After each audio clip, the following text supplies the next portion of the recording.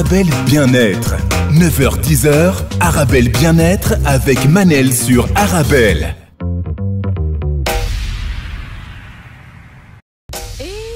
Retrouve pour notre rendez-vous quotidien 100% bien-être 9-10h sur Arabelle. Aujourd'hui, je reçois Madame Soraya Arlid, consultante en bien-être mental.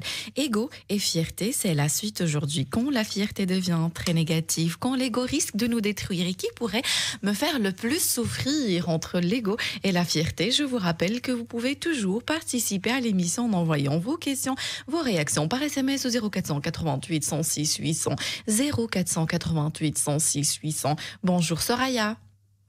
Bonjour Manel. Comment vous allez? Ça va? Tout se passe bien? Super, merci beaucoup. Et vous-même, ça va? Très très bien, merci beaucoup Soraya. Alors aujourd'hui, c'est la suite de Ego et fierté. Jusqu'ici, c'est la deuxième émission, je crois. On a vu beaucoup de choses, mais si vous voulez bien nous rappeler la différence entre l'ego et la fierté avant de vous poser la suite des questions. Alors, la différence principale, c'est un petit peu ce qu'on comprend déjà dans le mot. Alors, la différence au niveau de l'ego, l'ego, c'est en général en fait toujours négatif. D'accord? C'est toujours quelque chose qui nous empêche de faire quelque chose. OK? La fierté, c'est quelque chose qui peut nous pousser à faire quelque chose. Alors, ça dépend. Parfois, il va y avoir la bonne fierté. C'est celle qui est bien placée quand on fait des choses pour soi. Et la fierté mal placée, c'est quand on fait des choses surtout pour impressionner ou pour laisser croire les autres sur une certaine opinion de nous-mêmes. D'accord, magnifique Soraya. Pour vous, l'ego ne peut être que négatif. Or, il y a d'autres avis qui disent que l'ego peut aussi jouer un rôle de protection. Il peut nous protéger par moments, donc ce n'est pas toujours négatif. Qu'est-ce que vous en pensez ? On va dire qu'il ne faut pas oublier que les gens qui nous écoutent sont en général novices dans ce domaine. Donc, si on commence par dire que l'ego, c'est bon, alors les gens vont être contents de garder leur ego. Je préfère dire que c'est quelque chose de mauvais parce qu'il va falloir le combattre quand même pendant assez longtemps pour pouvoir trouver ce qu'il y a de bon dans l'ego. Il y a du bon, bien sûr, mais il y a énormément de mauvais, j'ai envie de dire. Effectivement. C'est-à-dire qu'il nous apporte plus de mal qu'il peut nous apporter du bien. Je parle de notre vie quotidienne, je parle de monsieur et madame tout le monde. Je ne sais pas s'il y a un exemple comme ça qui vous revient là tout de suite, Soraya, de l'ego quand il peut nous protéger. Si vous n'en avez pas, je peux vous laisser réfléchir un petit moment. En fait, l'ego, il a été construit par les peurs et par les inquiétudes au départ de nos parents ou de notre entourage, d'accord? Et en fait, on dit qu'un synonyme de l'ego, c'est le mental. Donc, bien sûr que le mental est bon. Donc là, dans ce cas-là, oui, bien sûr qu'il est bon parce qu'il nous permet de réfléchir, il nous permet d'utiliser la raison. OK, dans ce cas-là, oui. Maintenant, il a été bon jusqu'à un moment dans notre vie. J'ai envie de dire que l'ego est bon jusqu'au moment où vous devenez ambitieux. À partir du moment où vous cherchez vraiment un bien-être, j'ai envie de dire, dans votre business, dans vos affaires, dans votre vie, vraiment, vous cherchez ce bien-être, alors l'ego peut commencer à devenir mauvais parce qu'on doit dépasser ce qui est normal. Donc, l'ego a été construit par des idées normales, les parents, la famille. Et une fois qu'on veut devenir un petit peu plus que ça, là, il va falloir le combattre. En fait, c'est un petit peu, le meilleur exemple que j'ai à donner, c'est un petit peu comme une maman. Une maman, est-ce que c'est bon ou mauvais? Bien sûr que c'est bon, jusqu'à un certain âge. Et à partir d'un certain moment, il ne faut plus écouter les conseils des gens qui nous aiment. Si on veut se dépasser, si on veut réaliser des choses, il va falloir un peu souffrir. Mais vous n'allez jamais entendre votre maman vous dire « Allez, lève-toi la nuit et bosse pour réaliser tes rêves ». Non, elle est là pour vous protéger. Et c'est un peu le même rôle que l'ego. Ah, magnifique. Donc, il faut comprendre qu'il y a des dérives, l'ego a des dérives, mais aussi pour vous, Soraya, si je vous pose cette question, est-ce que c'est un ami ou c'est un ennemi? Alors, j'ai envie d'abord de dire que c'est un ennemi. Parce qu'avant qu'il devienne un ami, il va falloir faire connaissance avec lui et c'est ça qui prend pas mal de temps. Il faut le connaître pour savoir ce qu'il y a de bon en lui. Il faut le connaître, se connaître, Soraya. C'est la clé de tout aussi, hein, il faut se connaître. Soraya, vous avez dit... J'ai essayé de ne pas le dire, Manel. Soraya, alors vous avez parlé de la fierté, vous avez dit elle peut être aussi positive, la fierté. Comment la fierté peut être, par exemple, une source? On va prendre, par exemple, la motivation, Soraya. Alors, la fierté peut être quelque chose d'excellent. D'accord? Et ici aussi, on peut utiliser que c'est l'ego. Hein. Ça dépend de la définition qu'on va lui donner. Il peut être excellent quand je vais décider de vouloir être une certaine personne. Par exemple, je veux être quelqu'un qui a une bonne alimentation ou quelqu'un qui a réussi sa vie de famille. Et bien là, mon ego, donc le positif ou la bonne fierté, c'est que je vais faire tout ce qu'il faut pour arriver à respecter les engagements que je me suis donnés avec moi-même. Et donc là, c'est bon. Là, c'est quelque chose de très bon parce que je me suis engagée, non, je vais arrêter le coca, non, je vais bien éduquer mes enfants, non, je veux vraiment ne jamais me disputer avec mon mari. Et donc là, cette fierté, c'est je vais faire tout pour arriver à cet objectif. Mais ça ne concerne que moi. Est-ce que est-ce qu'on peut devenir accro à la fierté, à ce sentiment de fierté, Soraya? Oui, ça peut devenir très négatif à un moment donné où on doit apprendre. En fait, ça devient négatif quand on oublie de travailler l'amour de soi. En fait, quand je veux avoir une vie parfaite, je suis quelqu'un de fier. Je veux une famille parfaite, une maison parfaite, des enfants parfaits, bien cuisinés. Et donc, ma fierté est bonne. Mais à un moment donné, j'oublie d'être compréhensif avec moi-même. J'oublie que les erreurs existent, que c'est pas grave. Et donc là, ça devient maladif. Et là, ça devient la mauvaise fierté. C'est un peu le cas de toutes les mamans qui veulent une vie parfaite. C'est la fierté qui a été surdimensionnée. Magnifique, merci Soraya. Je rappelle à mes auditeurs qu'ils peuvent toujours participer à l'émission en envoyant leurs questions, leurs réactions par SMS au 0488 106 800. 0488 106 800. Sarah sur Instagram, elle dit coucou Manel. Malgré le côté négatif de la fierté, elle permet d'avancer, de dépasser des blocages. Les personnes fières passent à l'action. L'ego est l'inconscient ou une partie de l'inconscient. Soraya, la fierté permet de dépasser ces blocages. Oui, par rapport à soi. Oui, alors oui, tout à fait. Cette fierté-là, c'est de se dire, par exemple, je suis maman avec des enfants, par exemple, je n'accepte pas de ne pas avoir le temps de travailler ou en tout cas de faire du sport, par exemple. Et donc, cette fierté peut pousser certaines femmes à se dire non, je dois m'organiser et je dois pouvoir avoir 10 enfants à la maison et trouver le temps pour faire du sport. Ça va être une bonne fierté. C'est quelqu'un qui ne va pas accepter d'être bloqué justement par des blocages, qui va essayer de les dépasser. Alors là, c'est bon. D'accord ? D'accord, magnifique. Et en général, excusez-moi Manel, et en général, ce sont les excuses que votre famille vous donne. C'est pas grave, tu es mariée, c'est pas grave, tu es une femme, c'est pas grave, tu es jeune, c'est pas grave, tu es vieille. Eh bien, tout ça, il faut les dépasser et ça, c'est la bonne fierté. Magnifique. C'est l'occasion de vous lire ce message que j'ai reçu sur Instagram puisque vous parlez de famille. Alors, j'aimerais, donc c'est une auditrice, je ne citerai pas son nom, j'aimerais investir dans un commerce de vêtements où elle habite, donc, mais c'est assez compliqué, parce que j'ai été écrasée par les traditions depuis petite. Donc, elle cite les origines de sa maman et elle dit que vu les origines de la maman et de la famille, donc il y a des lourdes traditions, ça a toujours été des traditions, mais surtout l'avis du mari qui compte. Moi, par contre, je n'ai pas du tout cette mentalité de demander la permission à quelqu'un d'autre, la permission ou autre chose. Donc, elle dit, mais j'ai peur de ne plus être regardée comme avant de la part de mes proches. Il y a aussi le fait que j'ai accumulé beaucoup trop de déceptions de mon papa qui ne m'a jamais dit qu'il était fier de moi et que je n'ai pas encore réussi mes études presque. Bon, elle a 40 ans. Beaucoup de choses dans son message, Soraya. La peur d'avancer, la peur d'entretenir, d'investir, de faire son projet parce qu'elle a peur de ne plus être regardée comme avant. Bien sûr, parce qu'en fait, on va couper avec des traditions et on va sortir d'un groupe. La chose la plus facile ou la plus indispensable pour un être humain, c'est de faire partie d'un groupe.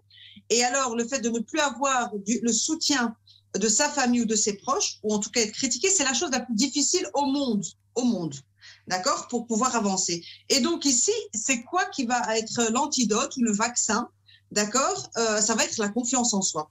En fait, quand elle va commencer à avoir confiance en elle, il faut qu'elle apprenne, évidemment, c'est un travail, elle va commencer à ne plus s'inquiéter du regard des autres et ça va être quelque chose qui va devenir naturel. D'accord ? C'est comme si on vous dit, je vous donne un exemple très simple, dans nos communautés, dans notre culture, Manel, on vous dit, si tu es mince, c'est que tu es en mauvaise santé, par exemple. Ça, c'est quelque chose que j'ai souvent entendu. Et grâce à cette croyance, j'ai jamais fait de régime, par exemple. Pourquoi ? Parce qu'être grosse, c'est être en bonne santé. D'accord ?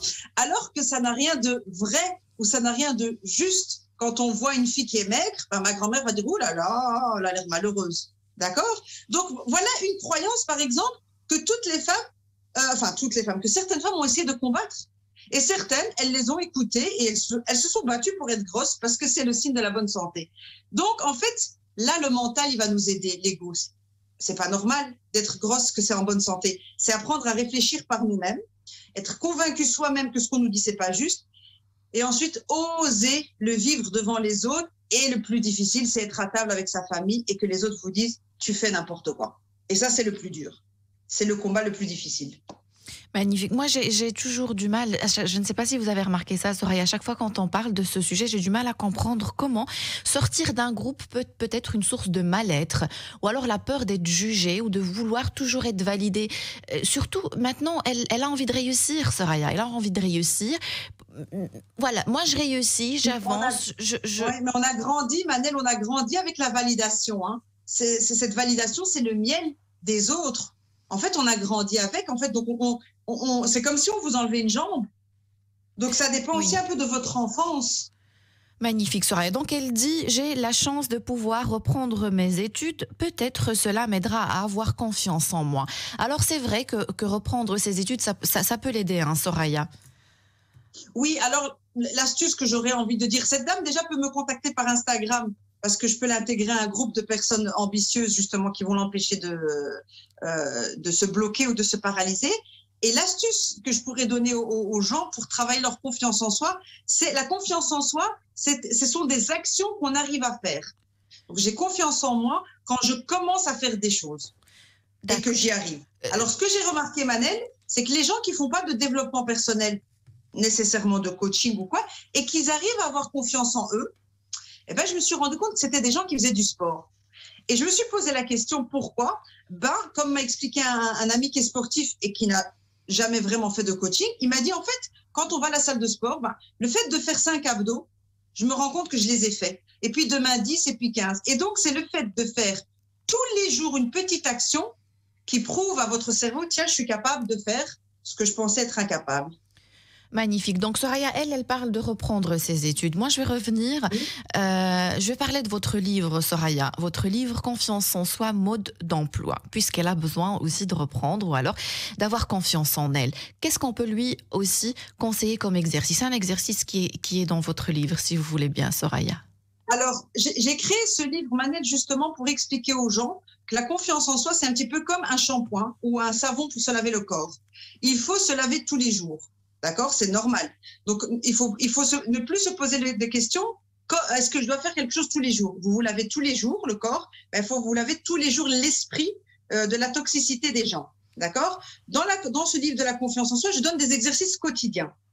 OK? Il y a une chose très simple qu'on peut faire, c'est lister des choses qu'on voudrait faire, qu'on a peur, qu'on ne croit pas être capable ou qu'on n'ose pas, pour X raisons, faire la liste des choses et se dire, allez, ça doit être fait pour dimanche prochain.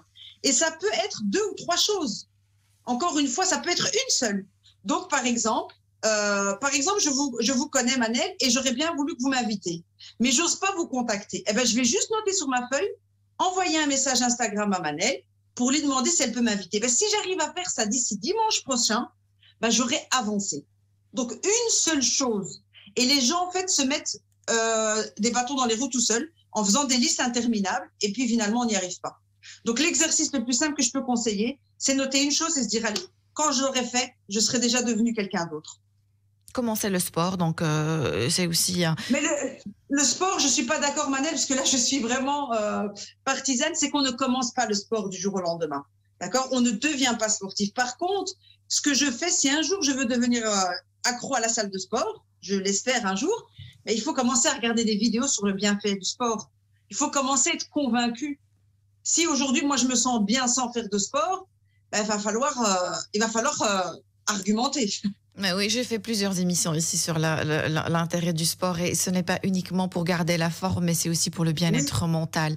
Très important, Soraya. Alors, pourquoi on ne parle presque pas d'ego et de fierté, Soraya? Pourquoi c'est pas un sujet que j'entends tous les jours?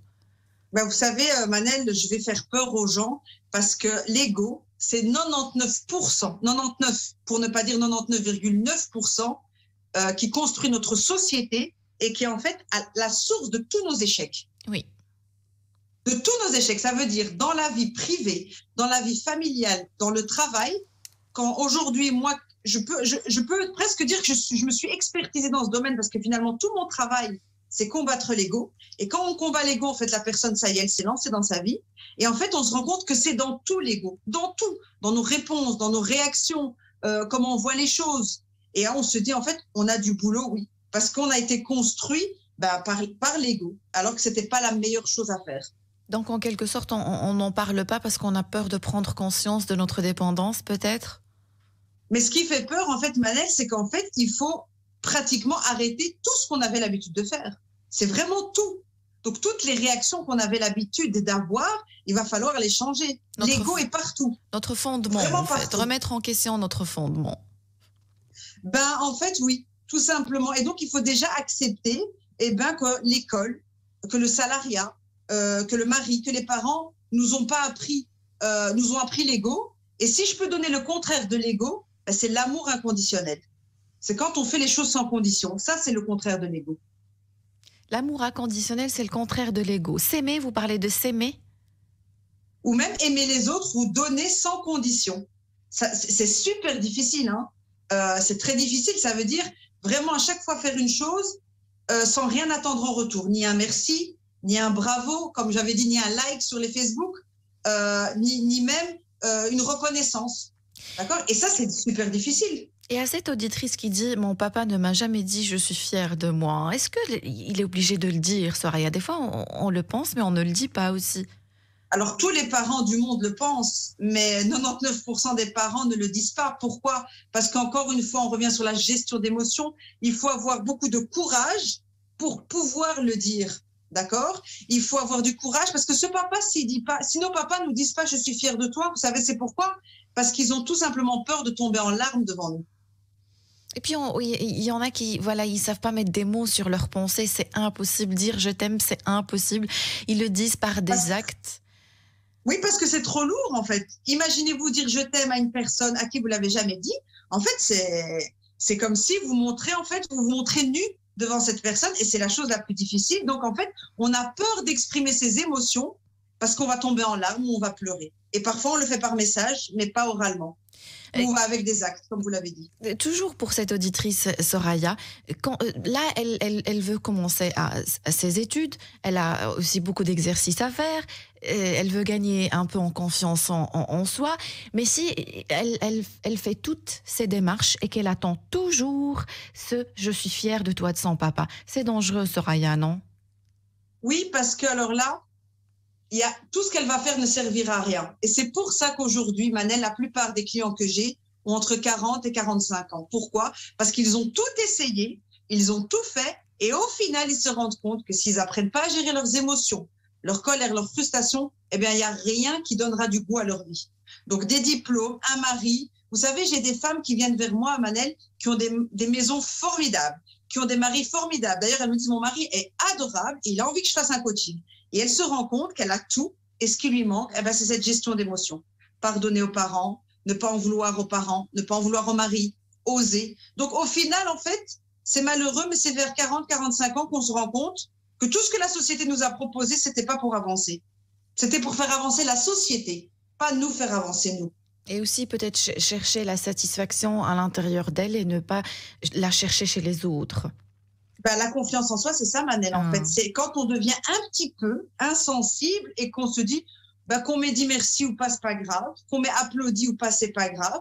D'accord? Qu'on m'ait invité. Ma grand-mère disait souvent, celui qui m'a invité à une fête, je le remercie. Et celui qui ne m'a pas invité, il m'a rendu un grand service. Et ça a été, je pense... Je la comprends. Parce qu'on sait ce que c'est se préparer pour une fête, Soraya. Voilà, mais ça, je pense que ma grand-mère, en disant cette phrase, je pense que sans le savoir, elle a créé une autosuggestion de confiance en soi. Ça veut dire, quoi qu'il m'arrive, je serai fière et je m'aime comme je suis. Qu'on m'ait invité ou qu'on m'ait pas invité. Ça ne doit pas être une condition à l'amour que j'ai pour moi. Et en fait, c'est tout cet entraînement qu'il faut faire pour soi. Oh oui, Soraya, effectivement. Donc, Sarah, elle dit sur Instagram, l'ego, c'est l'auto-saboteur. On va voir dans quel cas peut être dangereux l'ego. Mais si vous permettez, Soraya, ça va être juste après la pause. Restez avec nous. Vous êtes bien sur Arabelle. Arabelle Bien-être. 9h-10h, Arabelle Bien-être avec Manel sur Arabelle. Et on se retrouve pour notre rendez-vous quotidien 100% bien-être 9-10h sur Arabelle. Aujourd'hui, je reçois Soraya Arlid, consultante en bien-être mental, ego et fierté. C'est la suite aujourd'hui. Quand la fierté devient très négative et quand l'ego risque de nous détruire, je vous rappelle que vous pouvez toujours participer à l'émission en envoyant vos questions, vos réactions par SMS au 0488 106 800 0488 106 800. Rebonjour Soraya.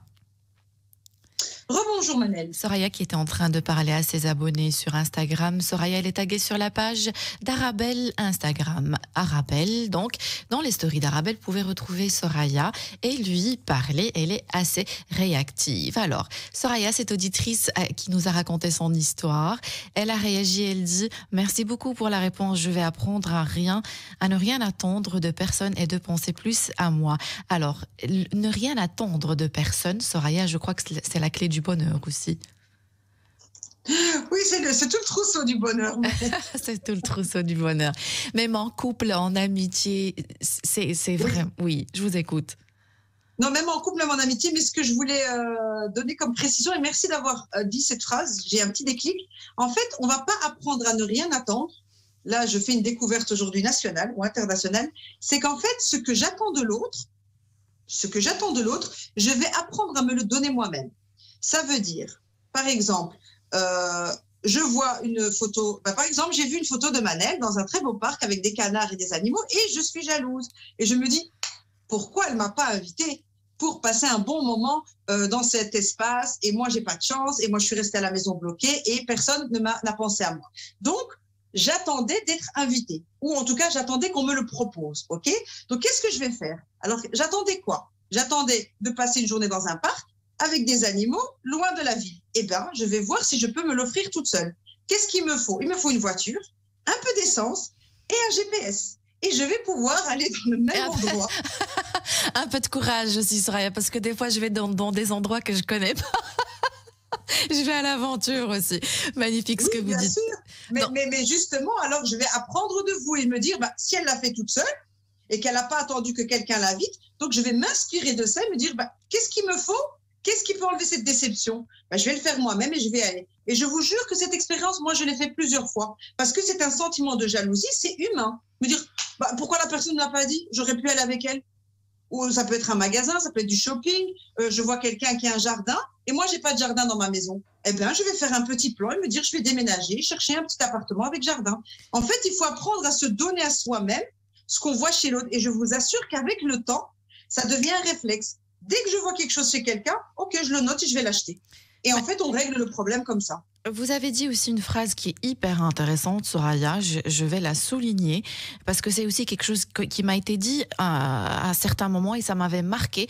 Si toi, tu peux, pourquoi moi, je ne peux pas? Donc moi, j'invite mes auditeurs qui sont en train de... auditrices aussi, si vous voyez quelqu'un en train de faire quelque chose, un exploit, n'importe quoi, même une petite chose, dites-vous bien, si lui, il peut, pourquoi pas moi, tout simplement. Il a un cerveau, j'ai un cerveau, il a des bras, des pieds, tout ce qu'il a, je l'ai aussi, pourquoi pas moi? Exactement, mais ça, il faut toujours se rappeler que nous sommes des êtres humains qui avons été créés de la même façon. Comme vous avez dit, on a tous un cerveau, 2 mains, 2 pieds, aujourd'hui un téléphone pour pouvoir trouver les solutions ou les choses qu'on a envie de se créer. Et en fait, plutôt que d'envier la personne, et je vais plutôt essayer de comprendre, tiens, qu'est-ce que cette personne a? D'accord? Pour être débloqué dans ce... Donc, je vais me dire, comment est-ce que Manel ose aller dans des endroits comme ça toute seule? Donc, je vais essayer de réfléchir. Oui, effectivement. C'est la question. Et donc, je vais dire, tiens, et pourquoi est-ce qu'elle a osé? Pourquoi est-ce qu'elle n'a pas peur? Tiens, moi, j'aurais eu peur. Tiens, et donc, je vais m'analyser, moi. Je vais peut-être marquer sur une feuille, qu'est-ce qui, moi, m'aurait fait peur d'aller dans ces endroits? Et puis, je vais marquer, qu'est-ce qui fait que vous n'avez pas eu peur? Et puis, je vais me dire, c'est sûrement pour ça qu'elle n'a pas eu peur. Mais il faut prendre un stylo et une feuille. Et en fait, il faut déconstruire la peur.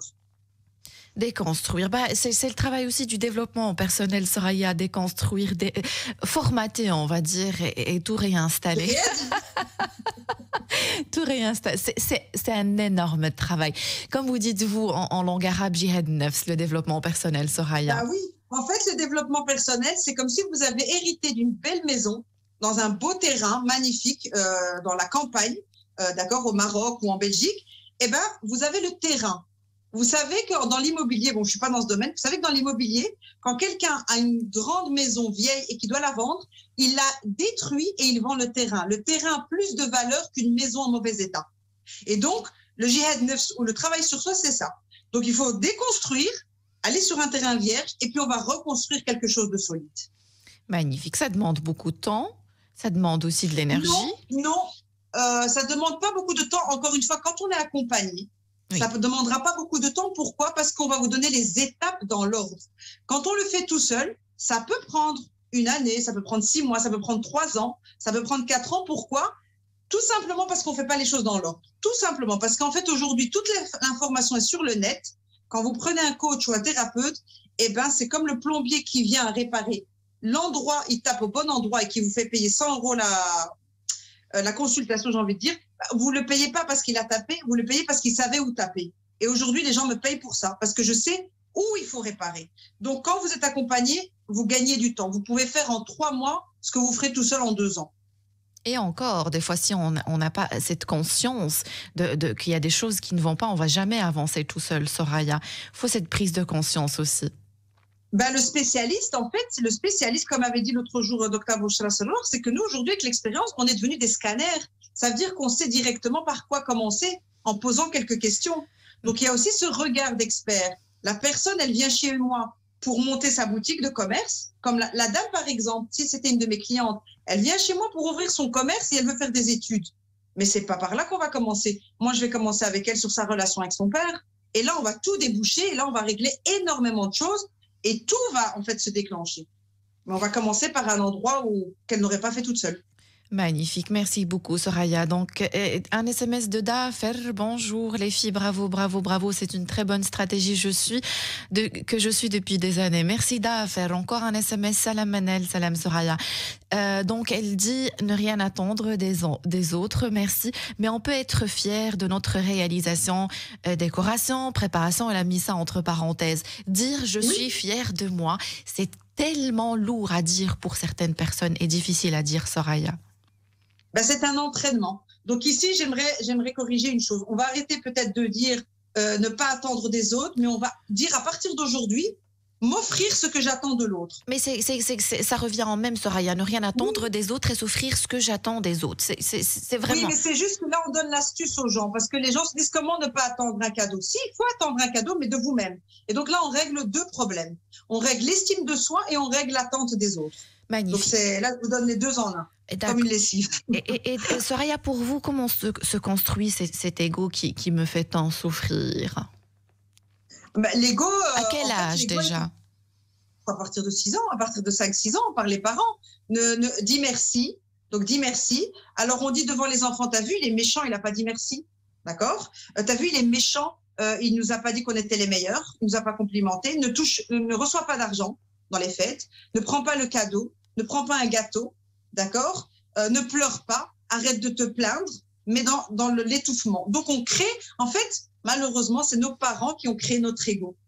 D'accord? Être trop aussi exigeant avec les enfants, Soraya? Bah oui, évidemment, puisque c'est ça qui fait qu'on se lapide à un certain âge. Je ne me pardonne pas mes erreurs parce que mes parents ne me pardonnaient pas mes erreurs. D'accord? Donc, je n'ai pas d'amis parce que mes parents m'ont dit que c'est pas bien les amis. Je divorce, je suis à mon 4e, à mon 5e divorce parce que ma mère n'a pas arrêté de répéter que les hommes, faut pas faire confiance. Donc, en fait, on ne fait que créer ce qu'on nous a répété. Magnifique, merci beaucoup Soraya. Un SMS, bonjour Manel, j'adore ta voix, merci beaucoup, ça me fait super plaisir. Alors Soraya, est-ce que c'est toujours incontrôlable l'ego? Oui, aujourd'hui c'est incontrôlable parce que c'est devenu un mode automatique, d'accord? C'est un mode automatique. C'est comme si je vous insulte, quelle est votre première réaction automatique? C'est de vous défendre. C'est ce qu'on vous a appris. Ne te laisse pas faire. Magnifique. Être à la défensive, vous voulez dire? C'est ce qu'on vous a appris. Si je vous dis, vous êtes idiote, votre réaction automatique, depuis que vous êtes petite, on vous a dit, tu insultes aussi, ou tu réponds, ou en tout cas, tu te défends. Donc, vous allez être dans le mode automatique. Par contre, si on travaille sur soi, on va apprendre les différentes réactions à une insulte. Oui. Je comprends. La bonne et la mauvaise. Et donc, je vais vous apprendre que la mauvaise, c'était de réagir directement par l'insulte. Non, ça, c'est pas la bonne, c'est la plus facile. D'accord? Et la bonne, il y en a 3 ou 4 et je vous invite à choisir la bonne. L'ego, hein, on peut dire que c'est un petit peu de la soupe aux légumes au micro-ondes. C'est le truc vraiment rapide pour faire vite, mais au final, c'est dégueulasse et ça sert à rien. Soraya, vous dites réagir à une insulte. C'est une parenthèse parce que c'est une question que j'avais reçue dans cette émission. J'ai pas pu répondre. C'était déjà trop tard. Alors, Soraya, on peut par exemple être insulté par une personne au quotidien. Comment réagir pour vous? La bonne réaction, Soraya? Eh bien, en apprenant à connaître tout ce qui est émotion, alors là, je vous invite juste à lire ce qui est sur Internet, c'est qu'aujourd'hui, quand quelqu'un va m'insulter, en fait, je vais savoir directement, une insulte ici, ça va être comme une lampe qui est tombée en panne. En fait, par mon expérience plutôt, je vais relier cette lampe, cette insulte, à la boîte à électricité. Directement, je vais savoir d'où ça vient. D'accord? Par exemple, je vous donne un exemple simple. D'accord? Vous allez m'insulter, Manel, et vous allez me dire, je déteste, Soraya, tu manges tout le temps. Tu adores manger, tu es toujours en train de manger. Et tu as du plaisir à manger. Et vous êtes en train de m'insulter, je déteste comment tu manges, tu es toujours en train de manger des bonnes choses. En fait, je vais directement comprendre, c'est lié à votre enfance, c'est lié à vous avez certainement un problème d'intestin ou d'estomac et vous avez du mal à manger tout ce que vous avez envie. Et donc, en fait, vous m'en voulez, vous avez une colère envers moi parce que moi, je peux manger sans avoir mal au ventre. Donc, je ne vais plus m'énerver parce que je vois que, par exemple, la fille est super maigre, elle ne fait pas de sport, elle ne mange pas beaucoup, c'est parce qu'elle a un problème intestin. Les intestins, c'est les parents, c'est la famille. Et donc, je comprends tout le truc. Et donc là, j'ai plus besoin de m'énerver. Je sais que c'est lié à autre chose. Magnifique, Soraya. Une question que j'avais prévu de vous poser, mais que j'ai reçue aussi par SMS. Bonjour, quand à l'ego dans le couple, bon ou mauvais? Si vous permettez, oui, je vois votre réaction, Soraya. Si vous permettez, juste après la pause, restez avec nous. Vous êtes bien sur Arabelle. Avec Manel sur Arabelle. On se retrouve pour notre rendez-vous quotidien 100% bien-être 9-10 heures sur Arabelle. Aujourd'hui, je reçois la magnifique coach Soraya Arlid, consultante en bien-être mental. Ego et fierté, c'est la suite aujourd'hui. Quand la fierté devient très négative et quand l'ego risque de nous détruire. Je vous rappelle que vous pouvez toujours participer à l'émission en envoyant vos questions, vos réactions par SMS au 0488 106 800. 0488 106 800. Rebonjour Soraya. Rebonjour Manel. Rebonjour Soraya. Alors, cette fameuse question que j'avais prévu de vous poser par rapport au couple, l'ego dans le couple, Soraya. J'ai vu votre réaction avant la pause, hein. Vous avez été... Alors, je vous écoute. Encore là, on va décevoir, on va faire peur à beaucoup de gens parce que je vais vous dire que tout ce qu'on a appris, je parle en général, tout ce qu'on a appris sur les relations de couple est à jeter à la poubelle. C'est l'ego qui parle? Ouais. 99% de notre éducation, des conseils qu'on nous a donnés, des règles à suivre, des conditions à mettre, c'était basé sur l'ego. Il y en a qui sont bons dans les conseils, mais qui n'étaient pas basés sur l'amour. Ah. Ils sont basés sur l'ego. Ne te laisse pas faire, d'accord? Ne te laisse pas faire était mauvais et laisse-toi faire est mauvais. C'est de l'ego. Dis toujours pardon, c'est de l'ego. Arrange-toi pour qu'il te demande pardon, c'est aussi de l'ego. C'était toujours basé sur de la peur, d'accord? La peur, soit d'être écrasé, la peur, soit d'être rejeté, soit d'être abandonné, d'accord? Soit d'être humilié. Donc c'est basé sur la peur. Et donc malheureusement, il faut tout recommencer. D'accord. Pour vous, le problème dans ces conseils, c'est l'intention, Soraya. C'est pas les conseils non? Exactement, c'est pas les conseils en lui-même, c'est pas les conseils en eux-mêmes, oui. D'accord? C'est l'intention. Donc, quand on vous a appris à vous excuser auprès de votre mari, on vous a jamais dit de vous excuser parce que c'est bien d'être poli, qu'il faut se respecter. On vous a dit excuse-toi parce que s'il te répudie ou il te divorce, c'est la honte. Donc, écrase-toi. On t'a pas appris à être poli et à te respecter, on t'a appris à t'écraser. D'accord. C'est pas la même chose. L'ego en couple, c'est une question que je me pose. Hein. Peut-être que je me trompe, Soraya. Est-ce que ce n'est pas aussi une façon... Est-ce qu'il pourrait aussi m'aider à poser des limites à l'autre, à imposer le respect aussi par moment, ne pas accepter certaines choses?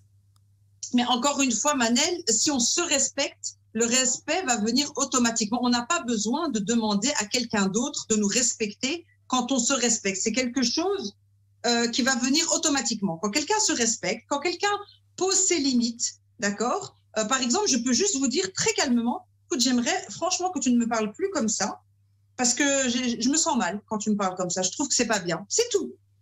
Mais quelle femme a appris à gérer ses émotions pour le dire comme ça? Donc la plupart des femmes me disent, mais comment tu veux que je lui parle? Dès que j'ouvre la bouche, il s'énerve. Parce que nous-mêmes, on n'est pas capable d'exprimer une émotion sans nous énerver ou sans pleurer. D'accord? Parce qu'on veut aussi directement que l'autre change. Donc ici, la femme, pourquoi elle doit absolument apprendre à gérer ses émotions juste pour s'exprimer sans pleurer ou sans s'énerver. Juste pour dire, ça m'a fait mal que tu m'aies dit ça. Point. Et ressortir de la pièce. Alors là, je vous dis qu'il va falloir des semaines de travail juste pour sortir la phrase.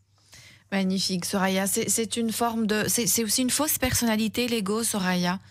Ah oui, bien sûr, puisque là, je vais peut-être... Je ne sais pas si je vais vous apprendre quelque chose, mais l'ego de l'épouse dans nos communautés est composé à 99% de peur.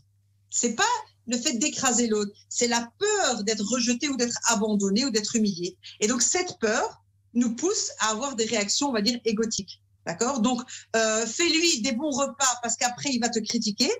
Ça n'a rien à voir avec fais des bons repas parce que tu l'aimes ou par amour. Donc, tout est basé sur la peur. Et donc, en gros, ça empêche une certaine liberté aussi, l'ego. Mais en fait, ça tue complètement le couple parce qu'on vous a conseillé de vous marier et de continuer à avoir peur toute votre vie. Attention qui t'insulte, attention qui te déshonore, attention qui te jette, attention qui te divorce, d'accord? Attention qui t'humilie. Voilà, et donc c'était toujours sur la peur. Et donc là, comme on est dans la peur, on est dans l'attaque. Et comme on est dans l'attaque, on ne peut pas donner de l'amour et on ne peut certainement pas recevoir. Et là où il devient le plus dangereux, c'est quand il y a un conflit, pour résoudre le conflit, Soraya, non? Ah oui, bien sûr, mais là, quand le conflit il est là, je veux dire, là, on se rend compte que, comme on dit, les colères montent crescendo. Donc, je t'insulte, je me laisse pas faire, je m'en fous, j'ai pas peur de toi, je peux retourner chez ma mère, toi, je m'en fous, moi, je travaille. Et donc, ça monte, en fait, ça descend pas. Donc, c'est à montrer à celui qui a soi-disant le moins peur. Mais c'est pas vrai, c'est plutôt, on essaye de montrer qu'on s'en fout. Et quand on montre qu'on s'en fout, qu'est-ce qui se passe? Eh ben, l'autre s'en fout de nous. La plus grande preuve de l'ego chez les femmes, Manel, c'est qu'elles passent leur temps à cuisiner pour leur mari, elles passent leur temps à nettoyer, d'accord? Soi-disant, c'est de l'amour, mais elles vous disent, s'il veut se remarier avec une autre épouse, alors je l'accepterai jamais. Et il n'a pas intérêt, mais il est obligé de rester. Donc, je suis méchante, je lui apporte tout ce qu'il veut, mais il n'a certainement pas intérêt à partir. Et il n'a pas intérêt à partir, mais en même temps, elles vous disent, s'il veut partir, qu'il parte. Donc, en fait, le cerveau, il ne comprend rien. Le cerveau ne comprend pas où est-ce que vous en êtes. Est-ce que vous l'aimez, vous voulez le garder ou vous vous en foutez s'il part? D'accord. Et quoi faire, donc, Soraya? C'est quoi la solution pour vous? C'est apprendre à gérer ses émotions. En fait, la femme, ici, si je devais dire une chose à toutes les femmes qui sont mariées, c'est apprendre à gérer ses peurs. C'est une partie de la gestion des émotions. C'est apprendre à ne plus avoir peur. Votre mari n'est pas votre Dieu. Votre mari n'a pas un droit sur votre vie. Votre mari n'a pas un droit sur votre honneur, sur votre respect. Et donc là, la femme, elle doit comprendre qu'elle doit apprendre à être indépendante psychologiquement. Elle n'a pas besoin de divorcer pour avoir confiance en elle. Elle doit avoir confiance en elle dans sa tête. D'accord? Et ça, je le sens chez certaines femmes, que même quand le mari dit des choses mauvaises, elle dit c'est pas grave, ça vient, je veux dire, c'est de son éducation, je laisse faire, j'écoute pas. Et donc, le fait qu'elle laisse passer, le mari, automatiquement, finit par se calmer. Alors, c'est le miel qui a fait le monde. Alors, question par SMS, si vous permettez, Soraya. Comment on doit éduquer nos enfants sans qu'on tombe dans l'ego? C'est la question, je crois qu'elle est claire. Comment on doit éduquer nos enfants sans qu'on tombe sur l'ego? Donc, elle veut dire comment éduquer les enfants sans leur transmettre peut-être, ou alors leur apprendre à avoir un ego surdimensionné. Je crois que c'est ça. Oui, alors on va prendre deux extrémités. La première qu'il faut, c'est ne jamais empêcher un enfant de faire quelque chose sans lui expliquer. Empêcher, donc interdire. L'interdiction sans explication, ça c'est une chose. La deuxième chose, ne jamais obliger un enfant à faire quelque chose sans lui expliquer. Donc là, on a déjà les deux extrêmes. Donc, pas interdire un enfant à pleurer et pas obliger un enfant à être content, par exemple. D'accord? Donc, déjà, on a les deux. Ensuite, on va venir au milieu. On va accepter ou laisser l'émotion de l'enfant ou l'envie ou la demande de l'enfant sortir. C'est comme une poubelle. Il faut le laisser se vider. D'accord? Il faut le laisser se vider et ensuite, on va trier ensemble. D'accord? Pourquoi tu as envie de faire ça? Pourquoi tu n'aimes pas l'école? Pourquoi tu n'aimes pas ta sœur? Qu'est-ce qui se passe? Et plus vous ouvrez, plus vous discutez, et plus l'enfant se sent écouté, il a confiance en lui, et en général, c'est réglé parce qu'il se dit « Ah ben c'est bon, j'ai été écouté ». L'être humain a juste envie d'être écouté. C'est le cas de toutes les femmes avec leur mari. D'accord, il me reste encore quelques secondes, Soraya. Il me reste encore quelques secondes. Il faut écouter l'enfant, donc ne pas lui interdire, ne pas l'obliger, et l'écouter jusqu'à ce qu'il se vide. Ne jamais être derrière lui aussi à souligner tous ses erreurs. Je vais aussi rappeler une phrase que vous avez aussi dite ici dans cette émission, Soraya. Vous avez dit une fois que quand l'enfant fait quelque chose, au lieu de lui dire « Est-ce que maman est fière de toi ?», lui dire « Est-ce que toi, tu es fière de toi ?» J'ai retenu ça de vous, Soraya. Très bien. Exactement, parce que là, on construit sa propre confiance en lui et il va partir le jour où il se marie, où il travaille, libre, parce qu'il aura appris à être confiant, à avoir confiance en lui. Magnifique. Aussi, Soraya, laissez l'enfant pleurer. Arrêtez de dire aux enfants, surtout aux garçons, un homme ne pleure pas. Surtout pas, s'il vous plaît. En fait, ça veut dire garde ta poubelle pour toi et puis quand il grandit, il finit par aller chez un psy ou un coach parce qu'il a trop de poubelle en lui. Magnifique. Il faut qu'il se vide. Merci, encore beaucoup de questions. On va peut-être continuer, on va sûrement continuer ce sujet lundi prochain, si vous permettez, Soraya. Avec plaisir. Merci, Soraya, merci du fond du cœur d'avoir répondu à mes questions et aux questions des auditeurs. Soraya, que vous pouvez retrouver sur Instagram, elle est taguée sur la page d'Arabelle, Instagram. Arabelle, merci très chers auditeurs, merci de nous avoir écoutés. J'espère que vous avez eu votre dose de vitamines. N'oubliez pas que le bonheur vous rend plus belle et plus beau. Fréquentez les gens heureux, le bonheur est contagieux. Rendez-vous demain, 9h sur Arabelle. Arabelle Bien-être. 9h-10h, Arabelle Bien-être avec Manel sur Arabelle.